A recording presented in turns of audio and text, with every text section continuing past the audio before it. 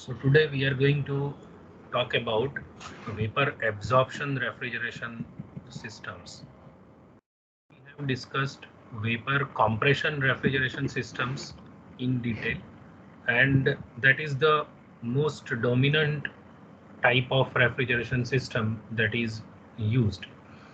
But there are a few other options which are used at certain places in for niche applications, you can say. So one of them was air refrigeration cycle, and we are here now talking about another type of refrigeration system, and that is vapor absorption refrigeration system. So as the name suggests, there is the phenomena of absorption which is taking place, and which is mainly responsible for production of refrigeration. And of course, the opposite of that, that is desorption, also should occur. Only then the cycle can be completed. Now, what is the reason why one might be interested in vapor absorption refrigeration systems? Because as you will see later, as we move forward and talk about this system, uh, you will realize that the number of components in these systems are probably more than the VCR systems, and so that makes it the basic components if we are talking. That makes the system more complicated. So there are all chances that this system will be more costly for a given size, or for small size this may not be feasible. And again, the COP that you get from this type of systems would also be low. But then you cannot probably compare the COPs. It will not be like apple to apple and orange to orange kind of comparison, right? It will be apple to orange kind of comparison, because the type of energy which is supplied to these systems are different. As you know, in vapor compression refrigeration systems, it needs high grade of energy, generally electrical energy, or it can be mechanical energy, which is supplied to the compressor, which you can say is the heart of the vapor compression refrigeration system. But in case of vapor absorption refrigeration system, the main energy input is in the form of heat. So this heat can come from some waste heat source, or it can come from some renewable energy source like solar, the heat from the solar radiation, like solar radiation converted into heat. So that way, the cost of the energy could be low, or if it is waste heat, it may be almost zero, right? So the running cost I'm talking about, right? So that way, there could be certain areas where it might be technically and economically feasible to use vapor absorption refrigeration systems. Now, when you talk about vapor absorption refrigeration systems, there is not just one refrigerant. Uh, so in VCR systems, many times you have a single refrigerant, or it can be a mixture of refrigerants. But here, there is a pair of working fluids used, and one of them you can call refrigerant, because that component of the pair is responsible, or it goes through the condenser and expander and evaporator, and provides you the required cooling or refrigeration, while the other component is absorbent. So that is the substance which absorbs the refrigerant. So two of the most popular pairs in vapor absorption refrigeration systems are one water ammonia pair, and another one is lithium bromide water solution. The solution, the strong solution, and the weak solution, right? So it's not that like lithium bromide and water, they are separate and the water is directly absorbed in solid lithium bromide powder, right? So it's the solution which is the working fluid or aqueous solution of lithium bromide and water. So these are the two pairs which are most popular in vapor absorption refrigeration systems. Okay, so when you talk about the pair, one of them will be the absorbent and the other would be refrigerant. If you are talking about water ammonia, then ammonia is the refrigerant and water is absorbent. So ammonia is absorbed in water and dissolved in water in the cycle. And lithium bromide water, the weak solution of lithium bromide and a strong solution of lithium bromide with water. So the strong solution has uh, has the affinity for water, so it absorbs water, and the weak solution, when you supply heat, it there is desorption of water from that, right? The absorption of refrigerant in absorbent pressure now there would be pressure rise also even in this case. Like if you recall vapor compression refrigeration system, there are two distinct pressure levels. One is the pressure in the condenser and other is the pressure in the evaporator. On one side, compressor increases the pressure from evaporator pressure to condenser pressure, and on the other hand, the expansion device or the throttling valve reduces the pressure from condenser pressure to evaporator pressure. Similarly, here also there are two distinct pressure levels. So here also you have a condenser and an evaporator, and similarly two different pressure levels also exist. But here there won't be a compressor, but there would be a pump. So from the names given to these components, you can understand that this pump must be dealing with liquid, while when we use the word compressor, it is dealing with gases, right, or vapor. Now, as you will see in the later diagrams, some of the components between vapor compression refrigeration system and vapor absorption refrigeration systems are common, and these are condenser, throttling device, evaporator. So mainly, if you look at only the main components or the basic components, you can say that only compressor of vapor compression refrigeration system has been replaced by some other components. So that may be called like the group of those components may be called a chemical compressor, because it's mainly the chemical processes of absorption and desorption and heat exchange which is taking place in these components, and they are uh, as a group of components, they are replacing the mechanical compressor used in vapor compression refrigeration system. So group of those components may be called a chemical compressor. Okay. Now let's just have a like a basic understanding of the absorption process and the desorption process. So let us take an example of water ammonia system in which ammonia is refrigerant and water is absorbent. Ammonia in vapor form is absorbed by water in absorber of vapor absorption refrigeration system. So there will be one component called absorber in the vapor absorption refrigeration systems, where if you are talking about, let's say, ammonia water system, the water vapor will be absorbed by uh, sorry, the ammonia in vapor form would be absorbed by water in the component called absorber, and this process is exothermic. Now when uh, uh, absorption takes place, it is equivalent to condensation. uh, okay, don't relate it with the condensation of the single component occurring in the condenser, but when it is absorbed, like the heat has to be rejected, right? Because the latent heat gets liberated. latent heat, ammonia is getting absorbed, so latent heat of ammonia gets liberated.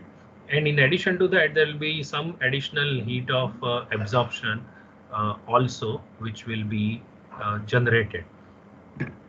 So this is an exothermic process, and the heat has to be removed. So when you are talking about the absorber, you have to cool the absorber because the heat is generated in the absorber. So you have to cool the absorber. Only then you can sustain the absorption process. This can be done by cooling the ammonia water solution with cooling water, right? So you need cooling water or some cooling media. Most of the times it will be water, which will be used as the cooling media, and then it will work in a closed cycle. That water cooling circuit will be a closed circuit, and you will have most of the times a cooling tower where you will cool the water. Of course, there is a little loss of water there, but still you might call it a closed circuit. Absorption process is more effective at lower temperature. So this you have to keep in mind, that the absorption process is more effective only if you can sustain the required low temperature there in that component.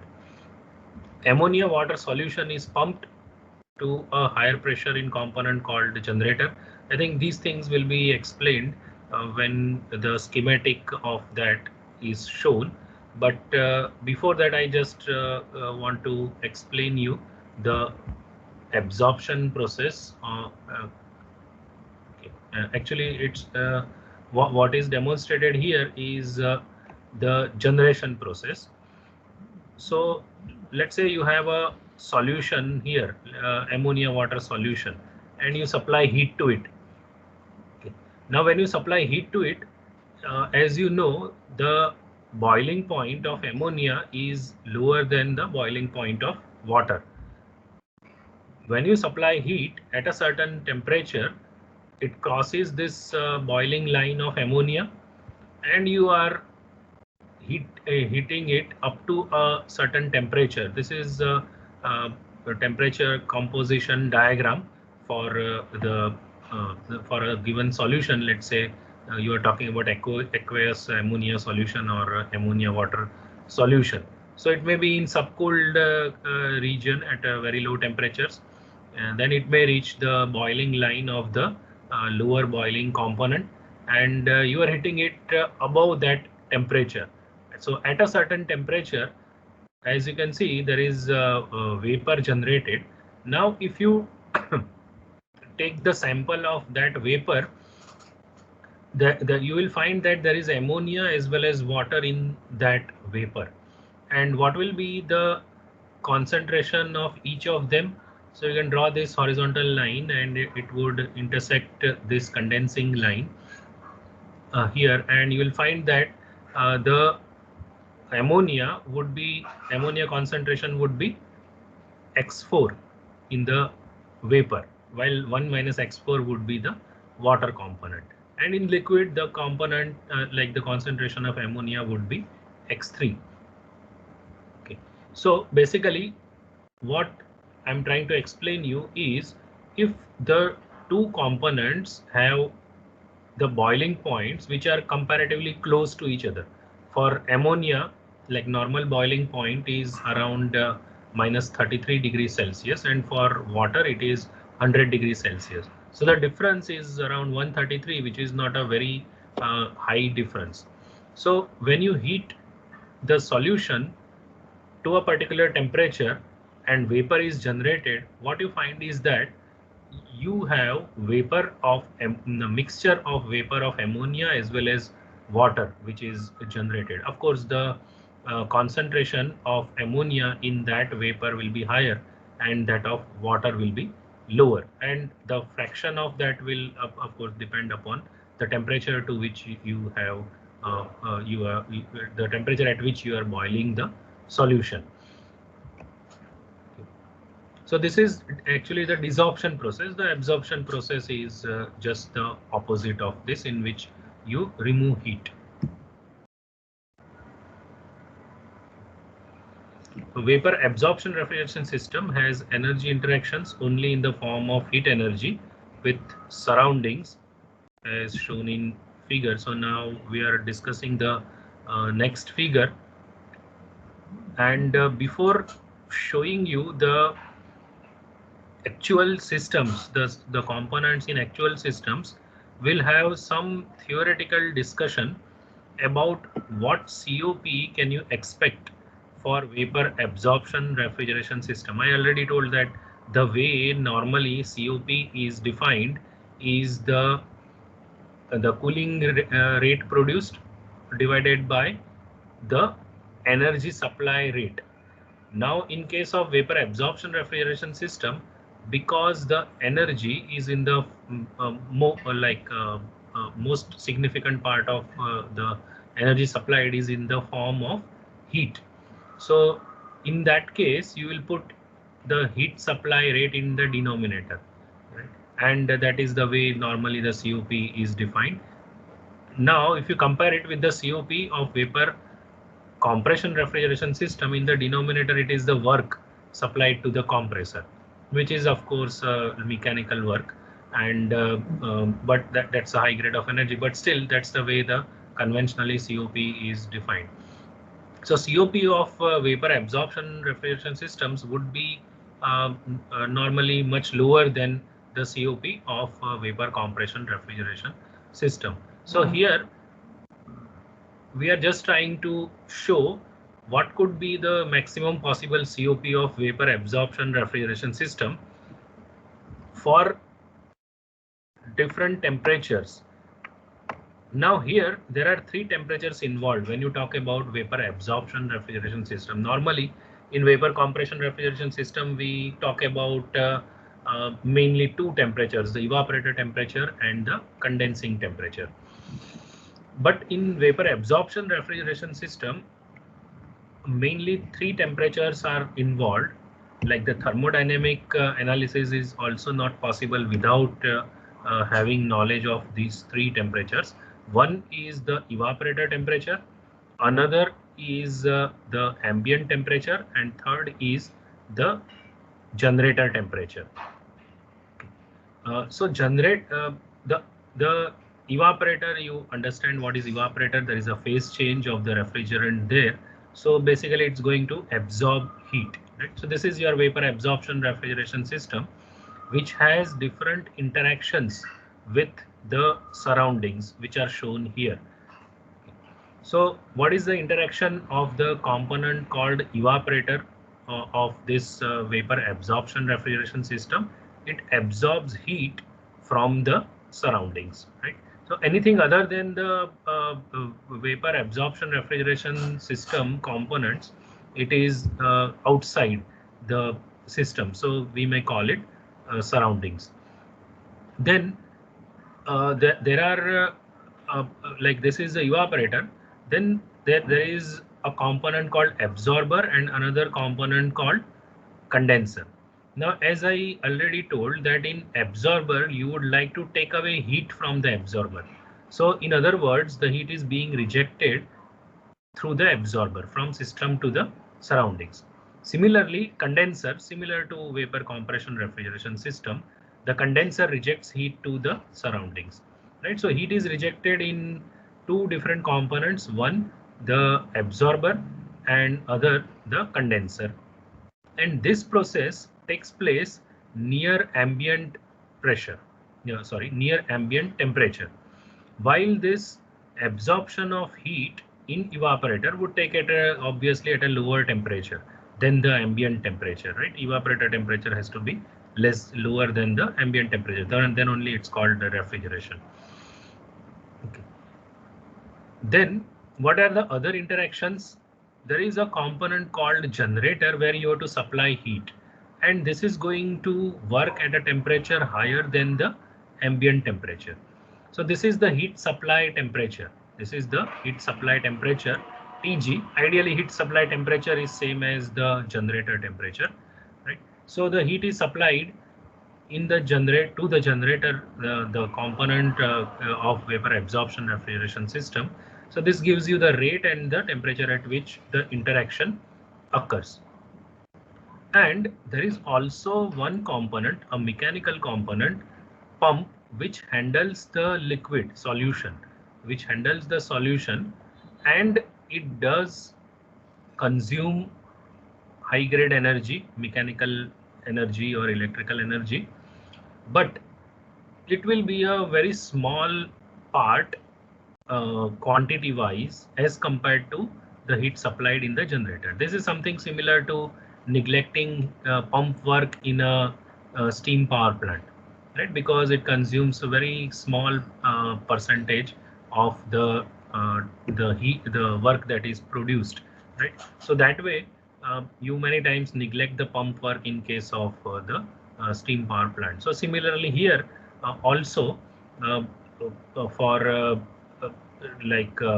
for analysis, normally the pump work is neglected. Okay. So basically this diagram shows the interaction of the vapor absorption refrigeration system with the surroundings, and different work and heat exchange, mainly the heat exchange processes take place at different temperatures, and three temperatures are involved: the generator temperature, which is the highest temperature, the intermediate temperature, which is the ambient temperature, and evaporator temperature, which is the lowest temperature. Now, what we would be showing here is vapor absorption refrigeration system is basically in a way combination of heat pump and refrigerator. Because like if you tell a layman that you can produce refrigeration by supplying heat, he will not understand it as easily. He will not be able to digest it as easily, because like how can you remove heat by supplying heat? That could be the question in one's mind, but that can be explained or an engineer can understand it in a better way by understanding it like this. Let's say there is a heat engine which is run between two temperature limits: the generator temperature at which the heat is supplied and the heat is rejected to the ambient, right? So Qg is the rate at which the heat is supplied, and let's say you are running an engine, heat engine, with the help of that, and as per the second law of thermodynamics, you have to reject some part of it, right? So this is now, this Qa is not the heat in the absorber, right? This is to the ambient, right? Okay. So this heat is rejected, and then this there is some work produced, right? Some work produced, and this work you can supply to a refrigerator, and this refrigerator is taking heat at evaporator temperature, and it is absorbing heat at a rate of QE, and you are able, because you are supplying work to this refrigerator, you are able to take heat from this low temperature and you are rejecting it to the ambient, right? So this is combination. The vapor absorption refrigeration system may be seen as a combination of a heat engine and a refrigerator or a heat pump. And finally, what is the effect of this complete cycle? The effect is that you are supplying heat Qg into the system, and you are rejecting heat equal to Qa plus Qc into the atmosphere, and you are able to produce refrigeration at a rate of QE, which is done in the evaporator. Right. So we will also be able to show that you can consider the vapor absorption refrigeration system as the combination of heat engine working between the temperature Tg, generator temperature, and the ambient, and a refrigerator working between evaporator and the ambient. In that case, obviously, the COP of this vapor absorption refrigeration system will be multiplication of COP of this refrigerator multiplied by efficiency of this engine. Okay, because you are first producing this work and then you are supplying it to this. right? So you can show that the COP of vapor absorption refrigeration system would be equal to the COP evaluated between these two temperature limits multiplied by efficiency of the heat engine which is working between the two temperature limits, that is QG and TA. Okay. So that is what we will be able to show, and that will be done for the ideal heat engine and ideal refrigerator. So you would know the limit of COP for a given vapor absorption refrigeration system. Right. And you will be able to show that the highest efficiency or rather COP that you can expect is the multiplication of the efficiency of this heat engine, the Carnot heat engine working between TG and TO, and the the refrigerator working on the reverse Carnot cycle between temperature limits TE and TO. So the COP of vapor absorption refrigeration system, the definition is QE upon QG, right? The heat absorbed in the evaporator divided by the heat supplied in the generator. And here, of course, we are neglecting the pump work. Now this is working in a cycle, so you can apply the first law of thermodynamics. So cyclic integral of Q is equal to cyclic integral of W. What is the net heat exchange with the surroundings? It is QE plus QG. So QE is what is going to the system, right? Supplied to the system. QG is also something which is supplied to the system. So they are taken positive, and the heat rejected is in the condenser and absorber. So that is taken as negative, and that is equal to pump work, but you are neglecting pump work. So basically what you can state is QE plus QG is equal to QC plus QA. Now, if it is like the second law of the thermodynamics, as per the second law of thermodynamics, the entropy of universe also always increases in any irreversible process. If it is reversible process, then the entropy of the universe will remain same. It can never decrease. Entropy of the universe would never decrease. So delta S total is equal to delta S of system plus delta S of surroundings, which would for any system it would be greater than or equal to 0 if the system works on a completely reversible cycle, externally as well as internally reversible cycle, then delta S of universe would be equal to 0, and we are going to assume that kind of system, and only that system can give you the maximum COP. So let's say delta now, because this system is working on a cycle, delta S of system would be 0. So if the cycle is completely reversible, that is internally as well as externally reversible, in that case even delta S of surroundings can be 0, and that's an ideal cycle, and it should give you the maximum COP. So delta S of surroundings would be the Q evaporator. Right now it is written negative because we are considering surroundings. So surroundings is losing heat, QE, at temperature TE. Okay. Then QG is also surroundings is losing heat. It is supplied to the generator, so it's negative. For surroundings it is negative, so minus upon, and this heat interaction is taking place at QG. So here we are of course assuming that the temperature QE, TG and TO are remaining constant. There is no change during the heat interaction process, change of temperature during the heat interaction process.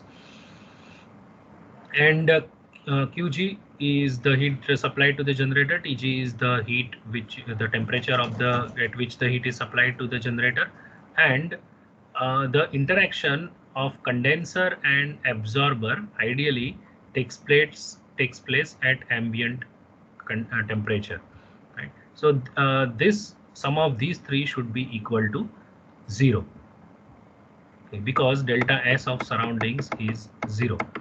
And of course we have neglected the pump work here. So now we are just rewriting it, and the two parts, this QC, and now this QCA, QC plus QA, right? That should be, so this part should be equal to this part, right? So I can, in other words, you can take these two terms on the right hand side. Okay, so you can write this. Now this QC plus QA, right? That should be equal to QE plus QG. Okay. So this same thing is just written in a different way here. So this QE is taken out common. Basically, what is done is this QC plus QA is replaced by QE plus QG, right? Because they should be equal. Right. So that is put here. Now this big two terms are having QE in the numerator. So the QE is taken out, the common, and you have 1 upon TO here, this one, and 1 upon TE here, because this is negative. So it's written like this, and then QG and 1 upon TO minus 1 upon TG. Right. So it's written in a bit different way, and so now you can rewrite it again by taking one of the terms on the other side. So you rewrite it like this, and now you rewrite this as TG minus TO upon TG, and the right hand side TO minus TE upon TE. And you right now you take the temperature terms on one side and the heat terms on the other side, and you are interested to write it as QE upon QG, because QE upon QG is nothing but COP, right? So COP of vapor absorption refrigeration system, the ideal system that we are talking about, is equal to QE upon QG, which is equal to, for ideal cycles, it is TE upon TO minus TE and TG minus TO upon TG. Okay. Now, what is the first term? As you can realize, it is the COP of the refrigeration cycle working on reverse Carnot cycle, right? For a reverse Carnot cycle, which is working between TE and TO. TE is the evaporator temperature, TO is the heat rejection temperature or the ambient temperature. So in that case, the COP, ideal COP, would be TE upon TO minus TE. So this is the COP of a refrigerator working on reverse Carnot cycle between temperature limits TO and TE. And what is the second term? It is 1 minus TO upon TG, right? So TO is the heat rejection temperature and TG is the heat supply temperature. So second term is nothing but the efficiency of a heat engine working between TG and TO. So COP of vapor, maximum COP, because you are talking about the ideal cycle. So maximum COP of vapor absorption system is given by this equation, which is nothing but the multiplication of COP of refrigerator working between TE and TO, and the efficiency of heat engine working between TG and TO. Right, so this is what you could establish about the maximum COP that one can expect when the three temperatures are given, that is TE, TO and TG. Okay.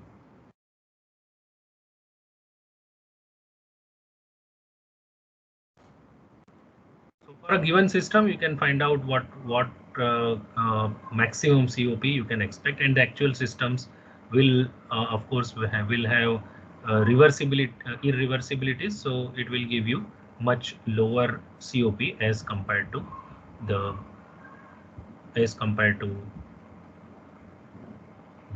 ideal COP that you get with this equation, right?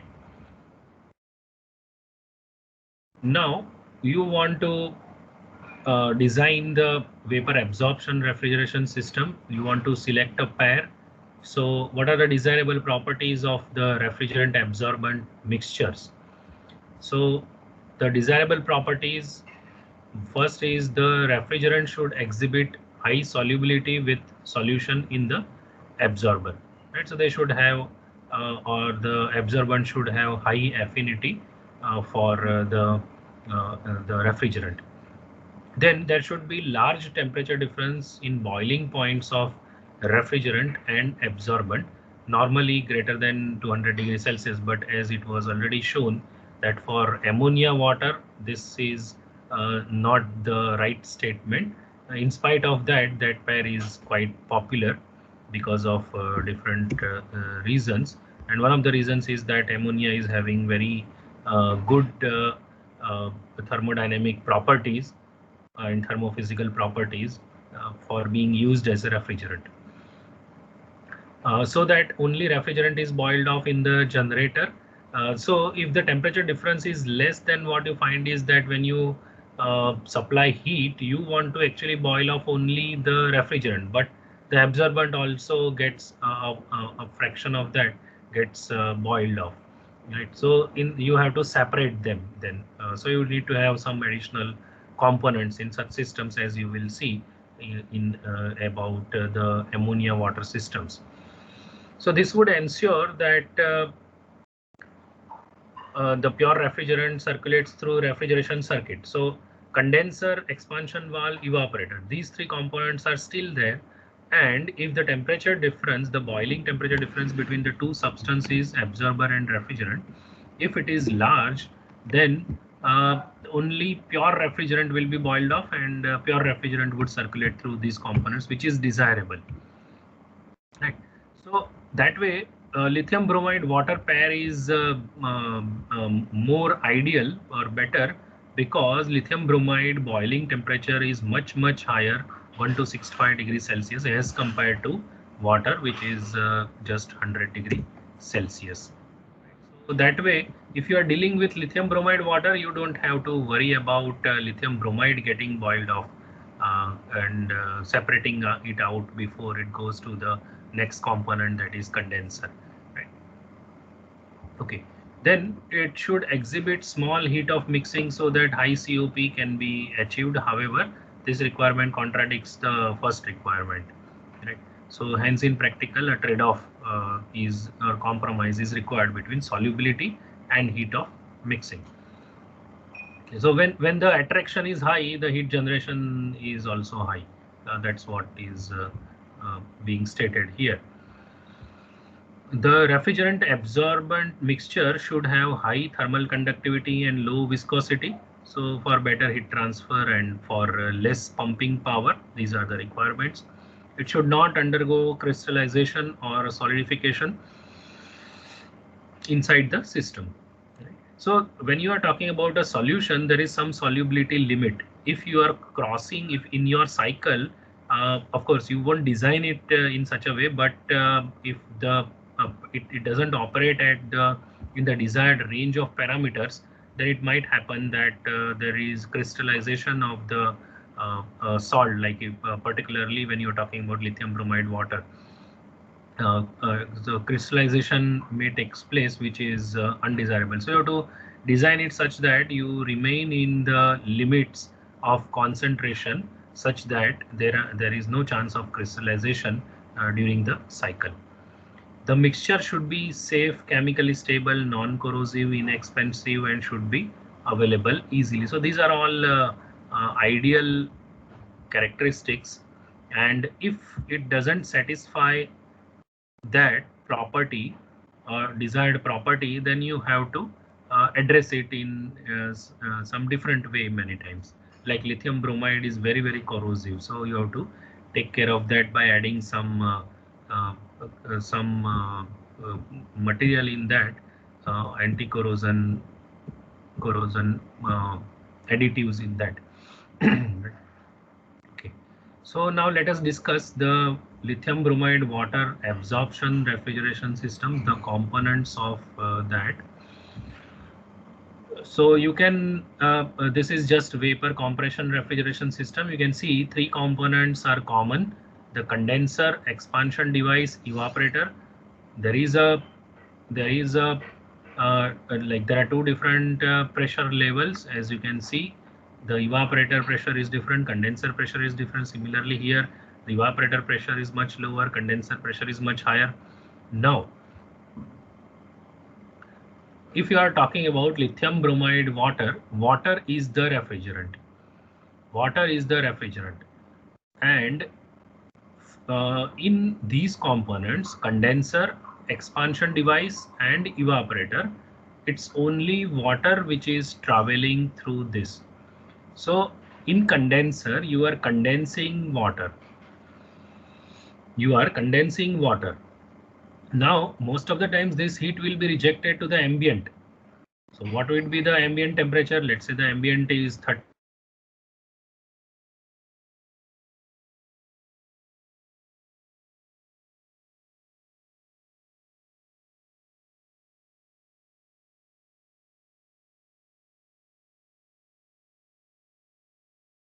Celsius temperature, you want to condense it at, let's say, 45 degrees Celsius temperature. So obviously the pressure has to be less than the atmospheric pressure. So it will be negative pressure, or it will work, the whole system works under vacuum.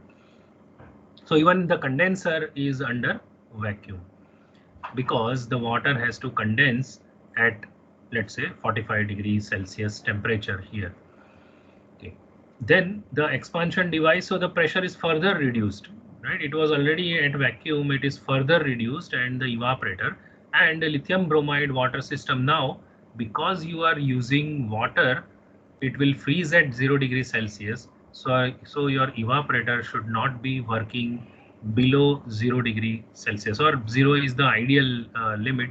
It will actually be limited to 4-5 degree Celsius temperature, because you don't want water to freeze in the circuit, otherwise it cannot flow, right? Which is not allowable, because the fluid has to flow, only then you can complete the cycle.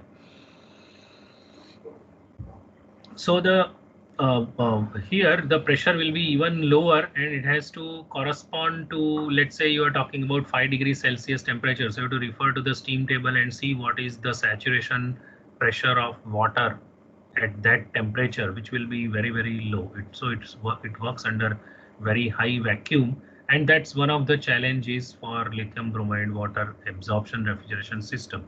But of course, this is not a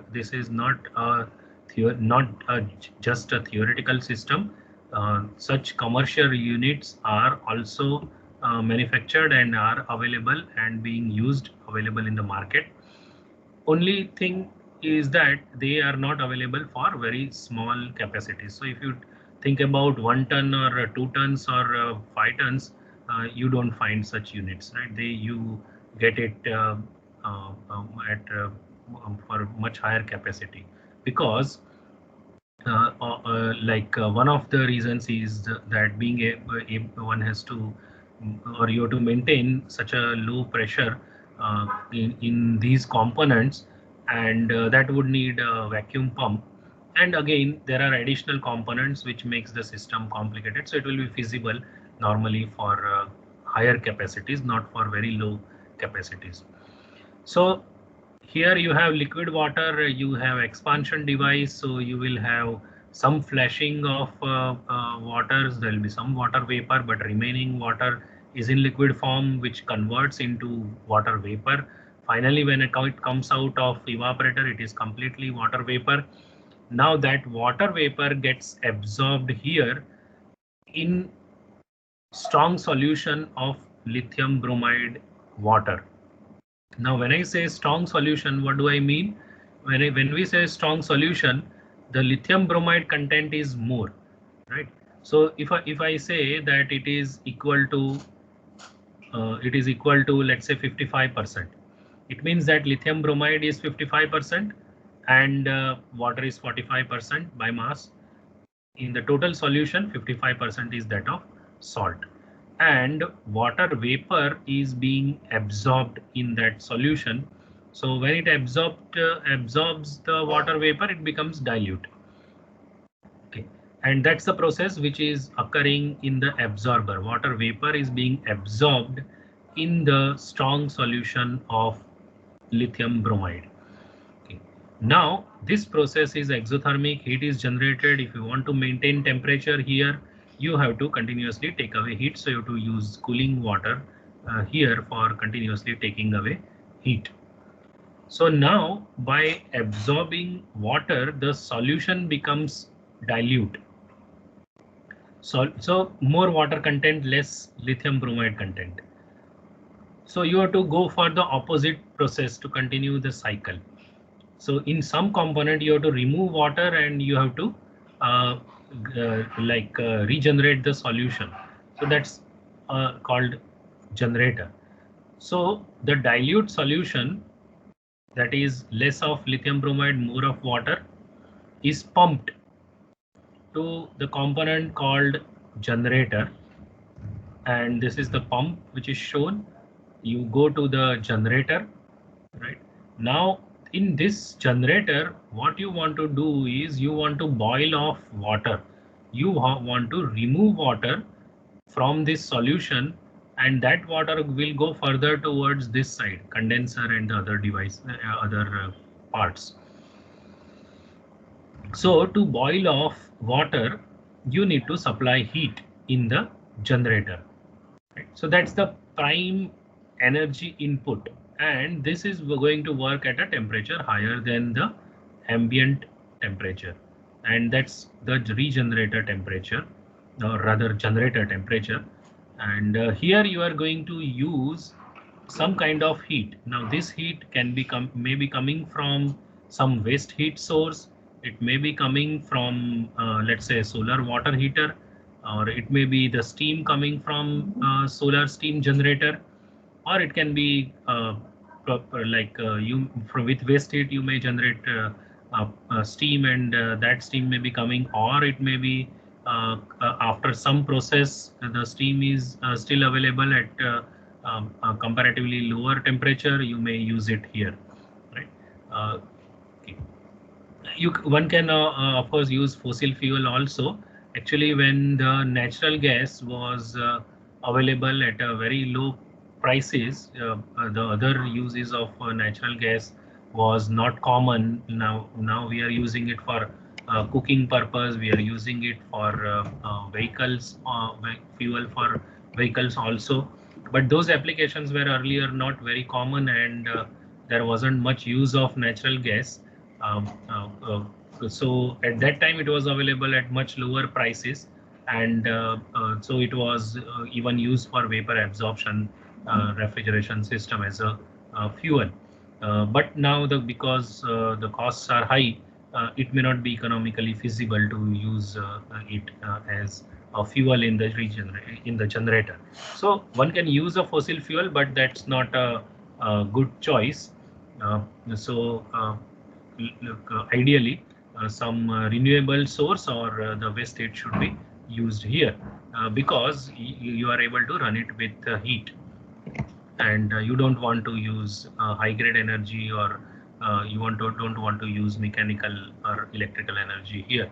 So here you are supplying heat into the generator, and by that you are able to boil off water. Now lithium bromide is not going to boil off at all, and you will have, because you have removed water, you have generated strong solution, that is more of lithium bromide, less of water.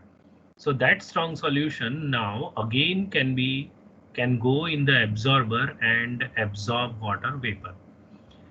But generator pressure is high, so you have to reduce the pressure with the help of a pressure reducing valve, right? The name given is expansion device. It is actually pressure reducing valve. Okay. One component which is not shown here is a heat exchanger between the solution which is going towards the generator, which may be called strong solution, more of lithium bromide, and the solution returning from the generator, which is called weak solution, less of lithium bromide, more of water. Now in absorber, you want lower temperature of the solution to keep the process of absorption more effective. In generator, anyway, you have to add heat. So you want higher temperature solution. Now the solution which is leaving generator is at a higher temperature, and the solution that you want in the absorber should be at a lower temperature.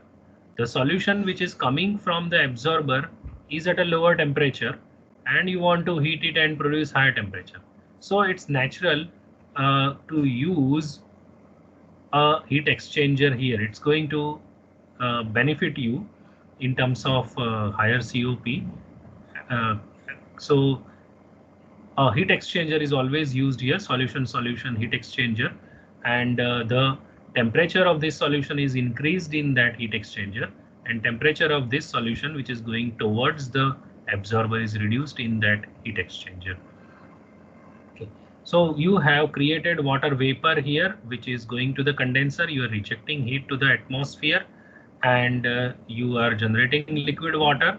And this liquid water is going to the expansion device. You are throttling it. You are reducing the pressure. When you do that, the temperature of water reduces, and some portion of water gets converted into vapor. Remaining liquid water is still there, and which absorbs the heat from the from the substance that you want to cool. So many times this is used for producing chilled water, right? So chilled water. So chilled water may be produced at 7 degrees Celsius in this evaporator. So the water which is flowing in this circuit and the chilled water which you are producing is, of course, they are two different circuits, right? So in this evaporator, you might produce chilled water. It may come may enter at 12 degree and go out at 7 degree, the chilled water. But this water inside here will be, of course, at a lower temperature as compared to that. Okay. So this may be boiling at let's say 4 degrees Celsius or so, and it removes heat from the chilled water, or it may be directly removing heat from some space or from air also. But very common application is to produce chilled water, because in air conditioning you don't need very low temperature. So the water at this temperature 712 degree range is fine. It's good enough to produce temperatures required in air conditioning. So one of the popular applications of lithium bromide water vapor absorption refrigeration system is as the water chiller, which produces chilled water. And that water vapor produced here will again be absorbed here.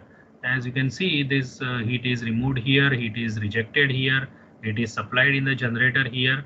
There is a pump which is going to absorb, which you need to supply work, but it's very small, like it has to be very small as compared to other heat values. So this is the scheme of vapor absorption refrigeration system using lithium bromide water pair. And one thing remaining here is a heat exchanger.